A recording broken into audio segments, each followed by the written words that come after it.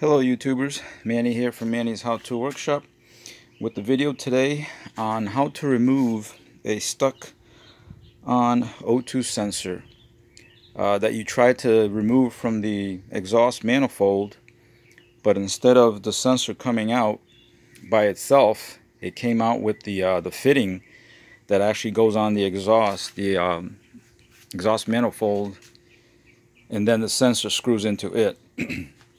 So basically, here's my O2 sensor, and at the bottom you can see there's the fitting right there that it actually screws into, and then that fitting screws into the manifold, the exhaust manifold, which is right. I'll show you here in a second. But let's see if we can get a good shot of that.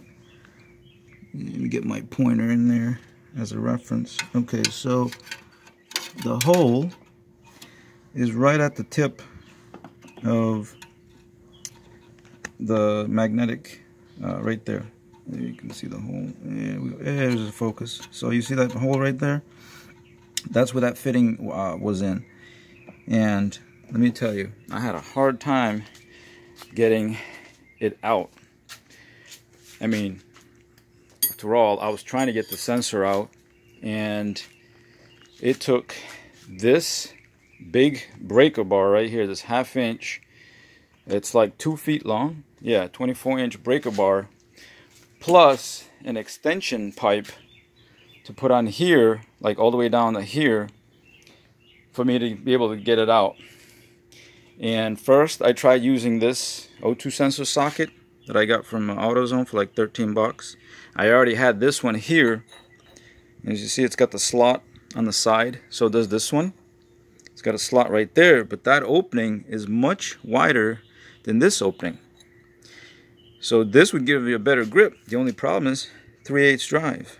This one here has a feature that, as you can see, even though it's a star pattern, but you can see that it's square as well, and that allows you to put extensions like this one, this impact rated extensions, at any position in there. So you can use a ratchet on the back of this, or you can use a breaker bar like this one. And let me tell you, like I said, I used that extension right there with that breaker bar extension piece, and so I converted 7/8 inch to metric, and it comes up to 22 millimeter, just a little over 22 millimeter. So that's what I ended up using. This socket, which is a 22 millimeter socket, and these this breaker bar with the extension and with the pipe. And let me tell you, oh, and also the truck had been running for a good 20 minutes or so, so it was nice and hot, which you need to do, because when these O2 sensors are like frozen on here, the truck needs to be hot so that that pipe is hot as well.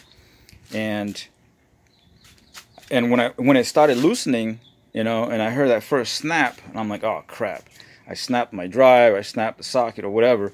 Nope, the fitting moved probably like 1/8 of an inch inside the exhaust manifold. So I'm like, oh, okay. So then I kept pushing again, and it would do the same thing, but in steps. It would go like 1/8 of an inch at a time.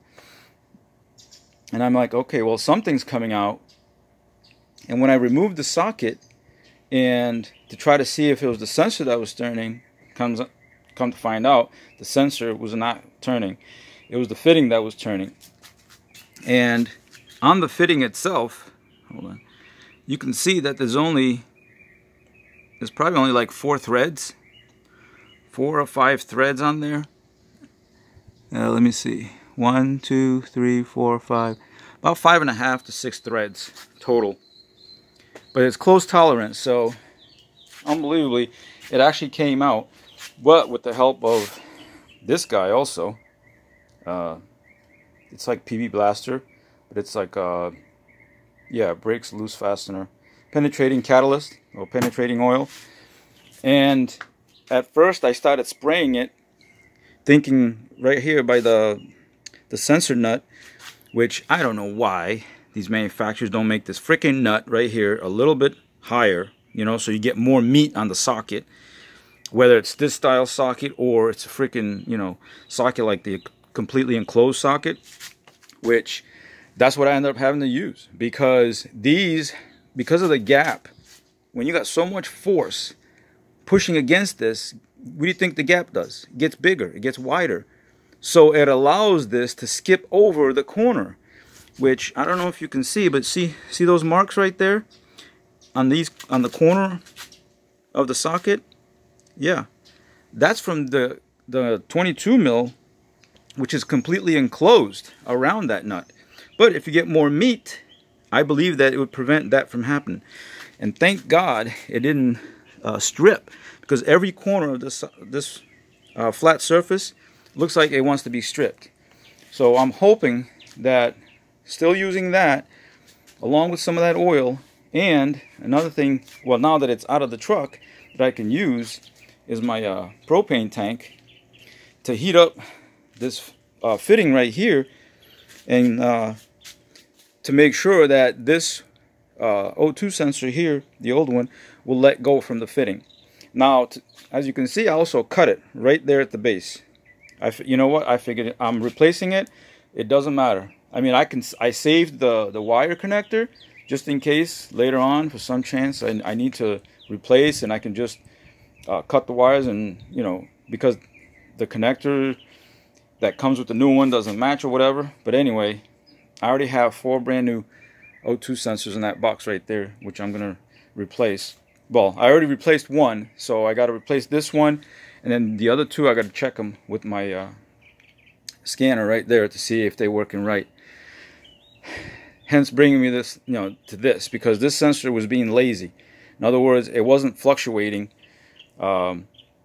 like it's supposed to, because this is my Bank One sensor one, and it's the one that the vehicle adjusts the fuel and trim, you know, when you first start the truck. That's the one the computer uses mostly. The downstream one gets used after it's warmed up to 600 degrees Fahrenheit, and then it comes into play as well. But you need the initial one, otherwise the truck won't run right. And that's what I ended up finding out after I replaced my distributor ignition coil. It was idling fine, but when I tried to give it gas, it would go up, but then it would come down. It would go up and come down, and I'm like, okay, what the hell? And then I went and looked at my O2 readings, and I'm like, oh, this one right here was causing an issue. It wasn't doing the fluctuation from 0.1 to 0.9 volts. And not only that, I had an open loop fault on fuel system A, which is Bank One. So I'm like, oh, here we go. But anyway, figured I'd go ahead and show you guys how to do this. All right, so let me reset this up right here, and I'll show you what I'm doing.